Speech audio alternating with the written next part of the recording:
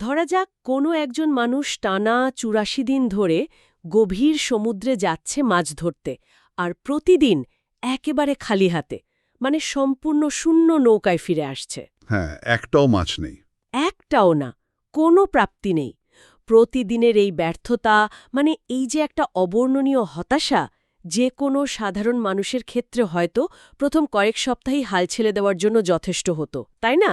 নিঃসন্দেহে খুব স্বাভাবিক একটা ব্যাপার এটা। কিন্তু এই চরম হতাশার চিত্রটাই কিভাবে মানব জীবনের অন্যতম শ্রেষ্ঠ এক টিকে থাকার মহাকাব্যে পরিণত হতে পারে, সেটাই আমাদের আজকের এই গভীর বিশ্লেষণের মূল বিষয়। একদম ঠিক। আমাদের আজকের এই আয়োজনে বেশ কিছু চমকপ্রদ তথ্যসূত্র রয়েছে, যেমন ধরুন আর্নেস্ট হেমিংওয়ের বিখ্যাত উপন্যাসিকা the old man and the sea এর সাহিত্যিক সমালোচনা, তারপর ৫০-এর দশকে লেখা হেমিংওয়ের ব্যক্তিগত ডায়েরির কিছু নোট, আর এই উপন্যাসের পেছনের মনস্তাত্ত্বিক বিশ্লেষণের বেশ কিছু আর্টিকেল। দারুণ সব সোর্স। মানুষের সামগ্রিক অস্তিত্বের সম্পর্কটা ঠিক কোথায় সেটা খুঁজে বের করা।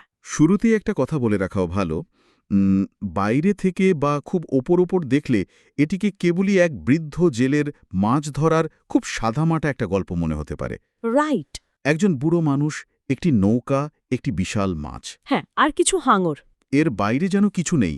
কিন্তু আমরা যদি এই তথ্যসূত্রগুলোর একেবারে গভীরে প্রবেশ করি, মানে এর পরতগুলো খুলতে শুরু করি, তবে দেখব এটি আসলে মানুষের অস্তিত্ব, অদম্য অধ্যবসায় আর প্রকৃতির সাথে মানুষের এক অদ্ভুত জটিল সম্পর্কের গল্প। মানে একটা দ্বান্দ্বিক সম্পর্কের পাট আর কি। ঠিক।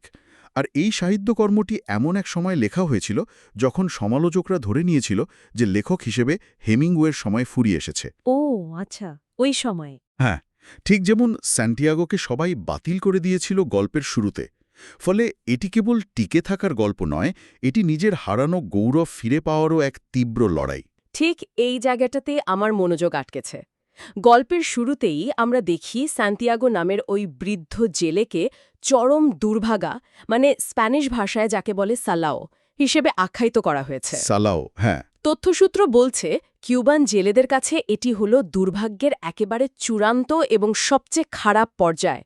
আর তার এই দুর্ভাগ্যের কারণে তার একমাত্র সঙ্গী তরুণ ম্যানোলিনকে তার বাবা মা বাধ্য হয়ে অন্য নৌকায় পাঠিয়ে দেয়। কারণ কেউ একজন দুর্ভাগা মানুষের সাথে থাকতে চায় না। একদম। এবং সেই অন্য নৌকাটা কিন্তু প্রথম সপ্তাহেই দারুণ কিছু মাছ ধরে আনে। এদিকে সান্তিয়াগো প্রতিদিন তার খালি নৌকা নিয়ে ফেরে, আর তার পালের দিকে তাকালে মনে হয় যেন সেটা একটা স্থায়ী পরাজয়ের পতাকা। দারুণ একটা মেটাফোর। অপরাজিত।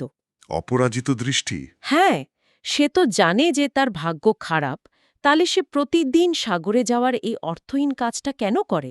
সে কিন্তু ভাগ্যের উপর নির্ভর করে বসে থাকে না। সে নিজেই বলছে, ভাগ্যবান হওয়া ভালো, কিন্তু আমি বরং নিখুঁত হতে চাই। এই নিখুঁত হওয়া বা এক্স্যাক্টনেসের মেকানিজমটা বোঝা এখানে খুব জরুরি। সান্তিয়াগোর মানসিক প্রস্তুতি জায়গাটা যদি আমরা বিশ্লেষণ করি দেখব সে খুব ভালো করেই জানে যে ভাগ্য হয়তো তার সহায় নয়, কিন্তু সে নিজের দিক থেকে কোনো ফাঁকফোকর রাখে না। প্রতিদিন ভোরে উঠে সে তার কাজগুলো নিখুঁতভাবে করে। সে হাঙরের লিভার অয়েল খায়, মে মাস জুড়ে কচ্ছপের ডিম খায়। কচ্ছপের ডিম? হ্যাঁ, যাতে সেপ্টেম্বরের ওই গভীর সমুদ্রে বড় মাছ ধরার জন্য তার শরীরে পর্যাপ্ত শক্তি থাকে। তার বড়শি ফেলার মাপগুলো হয় একেবারে জ্যামিতিভাবে নিখুঁত, মানে কোনো আন্দাজের উপর নির্ভর করে না। একদম না। অন্য জেলেরা স্রোতের টানে বড়শি এলোমেলো ভাসতে দেয়, কিন্তু সান্তিয়াগো জানে ঠিক কত গভীরতায় তার টোপগুলো থাকা উচিত।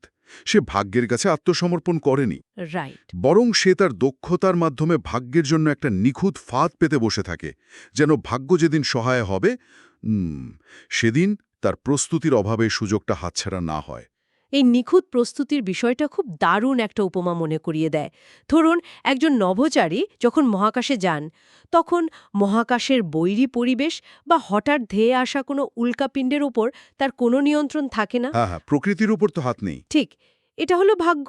কিন্তু মহাকাশযানের প্রতিটি স্ক্রু ঠিকমতো লাগানো আছে কিনা বা অক্সিজেন ভালভগুলো ঠিকমতো কাজ করছে কিনা সেটা শতভাগ নিশ্চিত করা কিন্তু তার দায়িত্ব। চমৎকার একটা তুলনা। সান্তিয়াগোর এই প্রস্তুতিটাও ঠিক সেরকম। ভাগ্য সহায় না থাকলেও নিজের দিক থেকে কোনো গাফিলতি রাখা যাবে না।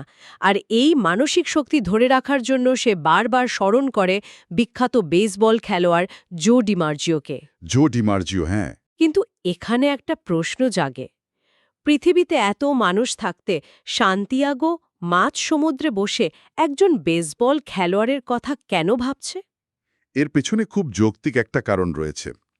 জো ডিমাজিও তখন বেসবল জগতের এক অবিসংবাদিত কিংবদন্তি। কিন্তু তার চেয়েও বড় কথা হলো, ডিমাজিও খেলতেন পায়ের গোড়ালিতে বোন স্পার বা হাড়ের তীব্র ব্যথা নিয়ে। ওহ বাপরে, এটা তো মারাত্মক কষ্টের। হ্যাঁ, বেসবল খেলায় একজন ব্যাটার যখন বল হিট করেন, তখন তার পায়ের গোড়ালির ওপর শরীরের পুরো ভারসাম্য এবং শক্তি নির্ভর করে। গোড়ালিতে হাড় বেড়ে যাওয়ার কারণে সে ব্যথাটা এতটাই তীব্র হয় যে প্রতিটা সুইংয়ের সময় মনে হতে পারে গোড়ালির ভেতর কেউ পেরেক পুঁতে দিচ্ছে। উফ, ভাবলে গায়ে কাটা দেয়। সান্তিয়াগো সাগরের বুকে একা বসে এই মেকানিজমটার কথাই ভাবে। সে নিজের বয়স্ক শরীরের ক্লান্তি, পেশির তীব্র ব্যথা আর একাকিত্বের কষ্ট ভোলার জন্য ডিমাজিওর এই শারীরিক যন্ত্রণাকে একটা মানসিক নোঙর হিসাবে ব্যবহার করে। মানে একটা অ্যাঙ্কার পয়েন্ট আর কি। ঠিক, সে বারবার নিজেকে মনে করিয়ে দেয় যে ডিমাজিও যদি ওই অবিশ্বাস্য শারীরিক যন্ত্রণা নিয়ে চ্যাম্পিয়নের মতো খেলতে পারে, তবে একজন জেলে হিসেবে সে কেন নিজের শারীরিক সীমাবদ্ধতাকে জয় করতে পারবে না? এটা সত্যি একটা শক্তিশালী মানসিক কৌশল। কিন্তু এর পরে গল্পের পটভূমি এমন একদিকে মোড় নেয় যা আরও বেশি কৌতূহলোদ্দীপক। ৮৫তম দিনে সান্টিয়াগো সাগরের অনেক গভীরে চলে যায়। ওই যে দ্য গ্রেট মার্লিন। একদম। সেখানে একটা বিশাল মার্লিন মাছ তার বড়শিতে গাঁথে। মাছটা এতই বড় যে সেটা সান্টিয়াগো নৌকার চেয়েও ২ ফুট লম্বা। এরপর শুরু হয় টানা ৩ দিনের এক অমানসিক লড়াই। ৩ দিন ৩ রাত। হ্যাঁ, কিন্তু এই লড়াইয়ের ভেতরের দর্শনটা বিশ্লেষণ করতে গিয়ে তথ্যসূত্রগুলোতে একটা অদ্ভুত বৈপরীত্য তুলে ধরা হয়েছে। সান্টিয়াগো সমুদ্রকে ডাকে লা মার বলে। লা মার? স্প্যানিশ ভাষায় এটা স্ত্রীলিঙ্গ। সে সমুদ্রকে এমন এক সত্তা ভাবে যে হয়তো কখনো খেয়ালি, কিন্তু দিন শেষে সে দয়া বা আশীর্বাদ প্রদান করে। হ্যাঁ, একটা মাতৃসুলভ ব্যাপার। অথচ তরুণ জেলেরা, যাদের নৌকায় মোটর আছে, যারা হাঙরের লিভার বিক্রি করে অনেক টাকা কামিয়েছে, তারা সমুদ্রকে বলে এল মার, পুংলিঙ্গ। মানে একজন প্রতিদ্বন্দ্বী বা শত্রু। ঠিক। এই দুটো শব্দের মধ্যে পার্থক্যটা আসলে ঠিক কোথায়? এই নামকরণের বা লেবেল করার পার্থক্যটাই আসলে আমাদের অস্তিত্ব রক্ষার কৌশল নির্ধারণ করে। যারা সমুদ্রকে এল মার বা শত্রু ভাবে, তারা আসলে প্রকৃতিকে জয় করতে চায়, কনকর করতে চায়। হ্যাঁ, তারা আধুনিক প্রযুক্তি যেমন মোটর ব্যবহার করে সমুদ্রের উপর আধিপত্য বিস্তার করতে চায়। এই লড়াইটা খুব আগ্রাসী এবং ক্ষণস্থায়ী। কিন্তু সান্তিয়াগো যখন সমুদ্রকে লা মার বা নারী সত্তা হিসেবে দেখে, তখন সে সমুদ্রের খেয়ালি আচরণকে মেনে নেয়। সে প্রকৃতির সাথে যুদ্ধ করে না। একদম না। সে বোঝে যে সমুদ্র মাঝে মাঝে নিষ্ঠুর হতে পারে, কিন্তু সেটা উদ্দেশ্য প্রণোদিত নয়। এই দৃষ্টিভঙ্গি তাকে প্রকৃতির ছন্দ আর স্পন্দনের সাথে মিশে যেতে সাহায্য করে। সে উড়ন্ত মাছদের নিজের বন্ধু ভাবে। এমনকি যেই বিশাল মার্লিন মাছটার সাথে সে জীবন মরণ লড়াই করছে, তাকেও সে ভাই বলে সম্বোধন করে। সে ভাবে এই মাছটা কত মহান, কত সুন্দর, আর এই পৃথিবীতে কে কাকে মারার যোগ্য। হ্যাঁ, এটাই সবচেয়ে অবাক করার মতো বিষয়। একটু থামাই এখানে। আমার কাছে এই বিষয়টা বেশ সাংঘর্ষিক মনে হচ্ছে। কেন? যেই প্রাণীটাকে সে বর্ষা দিয়ে গেথে মারার চেষ্টা করছে, টানা ৩ দিন ধরে যার সাথে তার একটা রক্তক্ষয়ী যুদ্ধ চলছে, তাকেই সে আবার ভাই বলছে, ভালোবাসছে। হ্যাঁ, ব্যাপারটা বাইরে থেকে অদ্ভুত লাগতে পারে। এটা কি এক ধরনের মানসিক দ্বিধা নয়? নাকি স্রেফ নিজের ইগো বা শিকারের আনন্দ মেটানোর জন্য একটা সুন্দর প্রাণীকে কষ্ট দেওয়ার বিষয়টিকে সেই ভালোবাসার মোড়কে ঢাকতে চাইছে? এটা খুবই চমৎকার এবং তীক্ষ্ণ একটা প্রশ্ন। বাইরে থেকে দেখলে একে চরম হিপোক্রেসি বা ভণ্ডামি মনে হতে পারে, কিন্তু হেমিংওয়ের দর্শনের জায়গা থেকে দেখলে এর একটা ভিন্ন মেকানিজম আছে। সেটা কেমন? প্রকৃতিতে প্রতিটি প্রাণী বেঁচে থাকার জন্য অন্য কোনো প্রাণীকে শিকার করে। এটাই প্রকৃতির নিয়ম। এই মিউচুয়াল ডিস্ট্রাকশন বা একে অপরকে ধ্বংস করার প্রক্রিয়ার বাইরে যাবার কোনো সুযোগ নেই। বাস্তুতন্ত্রের নিয়ম আর কি। ঠিক, কিন্তু হেমিংওয়ে বিশ্বাস করতেন এই অনিবার্য নিষ্ঠুরতার মাঝেও একটা সম্মান, একটা আভিজাত্য বা নোবিলিটি থাকতে পারে। সান্তিয়াগো মাছটিকে শিকার করছে কারণ সে একজন জেলে। এটাই তার অস্তিত্বের কারণ। এটা তার কাজ। কিন্তু সে ওই মাছটির শক্তিমত্তা, তার টিকে থাকার লড়াইকে হৃদয় দিয়ে সম্মান করে। অর্থাৎ যাকে বলে ওয়ার্ডি ওপোনেন্ট বা ওয়ার্দি ওপোনেন্ট, রাইট, যোগ্য প্রতিপক্ষ। স্পোর্টসে বা জীবনের কোনো বড় প্রতিদ্বন্দ্বিতার ক্ষেত্রে আমরা যেমন দেখি, একজন অত্যন্ত যোগ্য প্রতিপক্ষ আপনার ভেতরের সর্বোচ্চ ক্ষমতাকে বের করে আনে। একদম তাই। আর এই যোগ্য প্রতিপক্ষের মুখোমুখি হলে নিজের ভেতরের দুর্বলতাগুলো আরও স্পষ্ট হয়ে ওঠে। খেয়াল করে দেখবেন, লড়াইয়ের এক পর্যায়ে সান্তিয়াগোর বাম হাতে যখন তীব্র ক্র্যাম্প বা খিল ধরে, হ্যাঁ, হাতটা একেবারে মরার মতো শক্ত হয়ে যায়। তখন সে নিজের শরীরের এই বিশ্বাসঘাতকতায় চরম বিরক্ত হয়। সে চায় না এই মহান মাছটার সামনে তার শরীর কোনো রকম দুর্বলতা দেখাক। মানে নিজের প্রতিপক্ষের সামনে ছোট হতে চায় না। ঠিক, সে নিজের হাতকে উদ্দেশ্য করে বলে, তুমি চাইলে পাথর হয়ে যেতে পারো, কিন্তু আমি হাল ছাড়ব না। শরীরের ওপর মনের এই যে আধিপত্য বিস্তারের চেষ্টা, এটা মূলত প্রতিপক্ষকে তার প্রাপ্য যোগ্য সম্মানটুকু দেওয়ার জন্যই। এই লড়াইয়ের চূড়ান্ত পরিণতিটা রীতিমতো গায়ে কাটা দেওয়ার মতো। 3 দিন আর রাতের তীব্র লড়াইয়ের পর নিজের সমস্ত শক্তি আর ব্যথাকে এক করে সান্টিয়াগো বর্শা দিয়ে বিশাল মার্লিনটিকে হত্যা করতে সক্ষম হয়। এবং আসল বিপদটা শুরু হয় তখনই। হ্যাঁ, এরপরই শুরু হয় আসল ট্র্যাজেডি। রক্তের গন্ধে আকৃষ্ট হয়ে সাগরের বুক চিরে ছুটে আসে হাঙরের দল। আর এখানে তথ্যসূত্রগুলো হাঙরদের দুটি আলাদা শ্রেণীতে ভাগ করে দেখিয়েছে, যা উপন্যাসের রূপকগুলোকে বুঝতে খুব সাহায্য করে। হ্যাঁ, এই মেটাফরটা খুব গুরুত্বপূর্ণ। প্রথমে আসে মাকো হাঙর, যাকে সে ডেন্টুসো বলে ডাকে। এরপর একে একে আসতে থাকে গ্যালানস বা স্ক্যাভেঞ্জার হাঙরগুলো। এই 2 ধরনের হাঙরের আক্রমণের মধ্যে কি কোনো তফাৎ আছে? তফাতটা বিশাল এবং অত্যন্ত প্রতীকী। মাকো হাঙরটি হল সাগরের অন্যতম নিখুঁত শিকারী। সান্তিয়াগো মাকো হাঙরকে বর্ণনা করেছে নীল, দ্রুতগামী এবং সত্যিকারের দাঁতযুক্ত এক সুন্দর প্রাণী হিসেবে। মানে সে এটাকে সম্মান করে। হ্যাঁ, সে এই হাঙরটিকে ভয় পেলেও তাকে সম্মান করে, কারণ মাকো হাঙর সরাসরি সামনে থেকে আক্রমণ করে। এটি মার্লিন মাছটির মতোই এক যোগ্য এবং অভিজাত প্রতিপক্ষ। আর স্ক্যাভেঞ্জার হাঙরগুলো? কিন্তু এরপর যখন গ্যালানস বা স্ক্যাভেঞ্জার হাঙরের দল আসে, তখন চিত্রটা পাল্টে যায়। এই স্ক্যাভেঞ্জাররা হল নোংরা, বোকা এবং সুযোগ সন্ধানী চোর। এরা কোনো সম্মানজনক লড়াইয়ে বিশ্বাস করে না। এরা শুধু মরা বা দুর্বল প্রাণীর মাংস ছিঁড়ে খেতে আসে।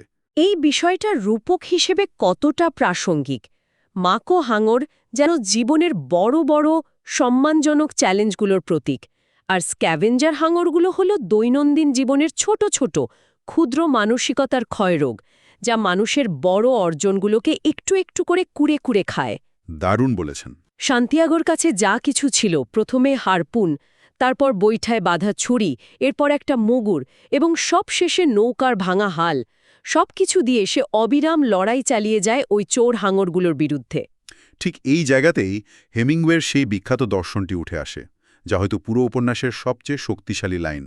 মানুষ ধ্বংস হয়ে যেতে পারে, কিন্তু পরাজিত হয় না। ধ্বংস হতে পারে, কিন্তু পরাজিত হয় না। হ্যাঁ, এই উক্তিটি বুঝতে হলে আমাদের সান্তিয়াগোর অতীতের একটা স্মৃতির দিকে তাকাতে হবে। তরুণ বয়সে কাসাব্লাঙ্কায় এক বিশাল দেহের লোকের সাথে টানা একদিন এক রাত হাত পাঞ্জা লড়েছিল সান্তিয়াগো।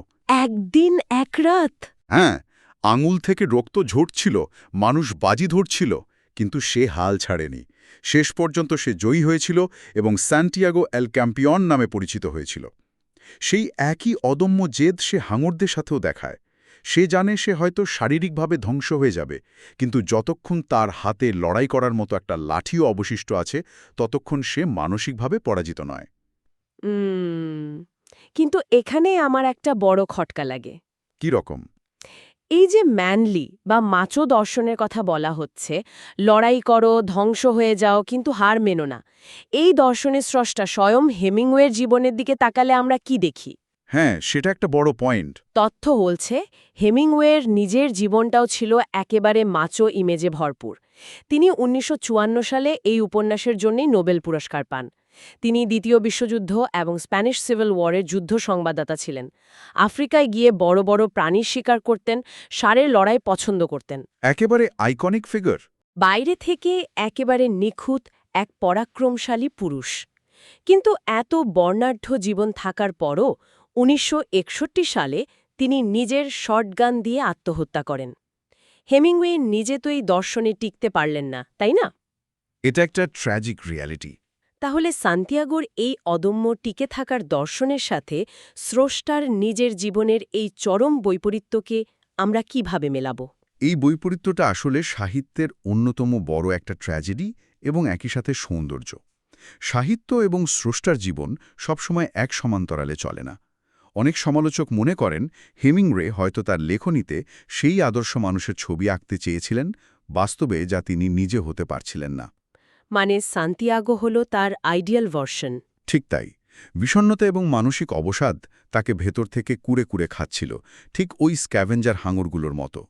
সান্তিয়াগোর চরিত্রটি ছিল হেমিংওয়ের নিজের ভেতরের এক আকাঙ্ক্ষা, যে কোনো মূল্যে টিকে থাকার আকাঙ্ক্ষা।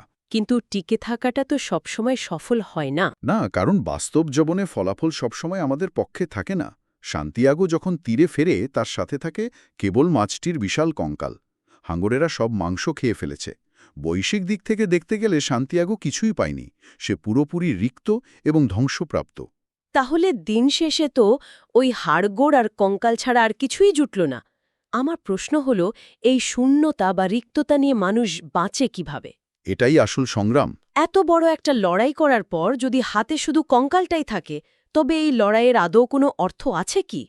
পর্যটকরা যখন সমুদ্রে ভাসমান ওই বিশাল কঙ্কালটি দেখে, তারা ওয়েটারকে জিজ্ঞেস করে এবং ভুল করে ভাবে এটি হয়তো কোনো হাঙরেরই কঙ্কাল। তারা তো আসল ঘটনা জানেই না। একদম, তারা এর পেছনের মহাকাব্যিক লড়াইয়ের বিন্দুমাত্রও জানে না। আমাদের জীবনের সেরা অর্জনগুলো কি এভাবেই অন্যদের কাছে ভুলভাবে উপস্থিত বা উপেক্ষিত হয় না? এখানেই আসে উত্তরাধিকার বা লিগেসির মেকানিজম। পর্যটকরা কি ভাবল সেটা একেবারেই অগুরুত্বপূর্ণ, কারণ তারা উপরিভাগের দর্শক। কিন্তু তরুণ ম্যানোলেন যখন সকালে এসে সান্তিয়াগোর রক্তাক্ত হাত দেখে, সে কাঁদতে শুরু করে। ম্যানোলিন বুঝতে পেরেছিল। হ্যাঁ, সান্তিয়াগো মাছটি ঘরে আনতে পারেনি ঠিকই, তার বৈশ্বিক কোনো লাভ হয়নি, কিন্তু সে ম্যানোলিনের কাছে তার শিক্ষা, তার সাহস এবং তার আদর্শ রেখে গেছে। এটাই তার আসল প্রাপ্তি। ঠিক, আসল জয়টা বস্তুগত অর্জনে নয়, বরং নিজের কাজের মাধ্যমে পরবর্তী প্রজন্মকে অনুপ্রাণিত করার মধ্যে। ম্যানোলিন সিদ্ধান্ত নেয় যে ভাগ্য যাই হোক না কেন, সে এখন থেকে সান্তিয়াগোর সাথেই আবার মাছ ধরবে। ম্যানোলিনই হল সান্তিয়াগোর সত্যিকারের উত্তরাধিকার। মানে সান্তিয়াগোর আদর্শটা বেঁচে রইল ম্যানোলিনের মধ্যে। একদম। সে সান্তিয়াগোর ওই অপরাজিত মানসিকতা নিজের ভেতরে ধারণ করেছে। লড়াই শেষে হাতে শুধু কঙ্কাল থাকলেও সেই কঙ্কালটি প্রমাণ করে যে আপনি লড়াইটা করেছিলেন। আর এই প্রমাণটাই একজন তরুণকে তার জীবনের পথ খুঁজে পেতে সাহায্য করেছে। এটা সত্যিই একটা গভীর দৃষ্টিভঙ্গি। যদি পুরো আলোচনার সারসংক্ষেপ টানে, এটি কেবল ৮৪ দিন খালি হাতে ফেরার পর একটা বড় মাছ ধরার গল্প নয়। এটি হল প্রকৃতির এক বিশাল শক্তির সামনে দাঁড়িয়ে নিজের দক্ষতা এবং নিখুঁত প্রস্তুতির উপর ভরসা রাখার গল্প। একদম ঠিক। এটি এমন এক দর্শন যেখানে আমরা জানতে পারি যে আমাদের পরিবেশকে আমরা কিভাবে সংজ্ঞায়িত করব, তা কি কেবলই জয় করার মতো কোনো শত্রু, নাকি সম্মান করার মতো কোনো সত্তা। আর সবচেয়ে বড় কথা, স্ক্যাভেঞ্জার হাঙরদের মতো নিষ্ঠুর বাস্তবতা যখন আমাদের জীবনের সেরা অর্জনগুলোকে ছিঁড়ে খুঁড়ে খেয়ে ফেলতে চায়, তখনও নিজের শেষ সম্বলটুকু দিয়ে লড়াই চালিয়ে যাওয়ার নামই জীবন। জয় পরাজয় এখানে বড় কথা নয়। না, বরং লড়াইটা চালিয়ে যাওয়াটাই মানবসত্তার সবচেয়ে বড় প্রমাণ। জীবন কোনো গাণিতিক সমীকরণ নয় যে লড়াই করলেই শেষে একটা পুরস্কার জুটবে। অনেক সময় লড়াইয়ের পর শরীর আর মন দুটোই ভেঙে পড়ে। কিন্তু সান্তিয়াগোর চরিত্র আমাদের এই শিক্ষা দেয় যে মানসিক দৃঢ়তা যদি অটুট থাকে, তবে বৈশ্বিক ক্ষতি একজন মানুষকে কখনোই ভেতর থেকে নিঃস্ব করতে পারে না। তার সেই আদর্শই তাকে পরবর্তী প্রজন্মের মাঝে বাঁচিয়ে রাখে। দারুণ বলেছেন। একেবারে শেষে এসে আমাদের আজকের এই আলোচনা থেকে একটা নতুন এবং ভিন্ন ভাবনার উদ্রেক করতে চাই। গল্পের একদম শেষে এত রক্তক্ষয়ী লড়াই, এত যন্ত্রণা আর সীমাহীন ক্লান্তির পর সান্তিয়াগো যখন তার কুঁড়ে ঘরে এসে উপুর হয়ে ঘুমায়, সে কিন্তু সেই বিশাল মার্লিন বা ভয়ঙ্কর হাঙরদের নিয়ে কোনো দুঃস্বপ্ন দেখে না। হ্যাঁ, এটা একটা অদ্ভুত ব্যাপার। সে তার হারানো ধন বা লড়াইয়ের বিভীষিকা নিয়ে ভাবে না। সে স্বপ্ন দেখে আফ্রিকার সমুদ্র সৈকতে খেলা করা সিংহের ছানাদের। বিশাল পরাক্রমশালী সিংহ নয়, বরং সিংহের ছানা। তার কাছে এই সিংহের ছানারা হল তার তারুণ্যের, শান্তির এবং নির্ভর থাকার প্রতীক। এক পবিত্র শান্তির জায়গা। হ্যাঁ, হয়তো জীবনের সবচেয়ে বড় এবং নির্মম যুদ্ধগুলো জেতা বা হারার পর যখন আমাদের শরীর আর পারমিট করে না, তখন আমাদের সত্যিকারের শান্তি লুকিয়ে থাকে কোনো বিশাল অর্জনে নয়, বরং আমাদের শৈশব বা তারুণ্যের সেই ছোট ছোট পবিত্র আর প্রশান্তিময় স্মৃতিগুলোর মাঝেই আমরা আমাদের শেষ আশ্রয় খুঁজে পাই। টানা ৮৪ দিনের সেই অসহ শূন্যতা আর ধ্বংসাত্মক একটা লড়াইয়ের পর এই যে সিংহের ছানাদের স্বপ্ন, এটাই যেন আমাদের একটা প্রশ্ন করে যায়। মানুষ কি দিন শেষে নিজের ভেতরে লুকিয়ে থাকা সেই পবিত্র শান্তির জায়গাটা, সেই সিংহের স্বপ্ন খোঁজার জন্যই আজীবনে নির্মম জীবনযুদ্ধে নামে না?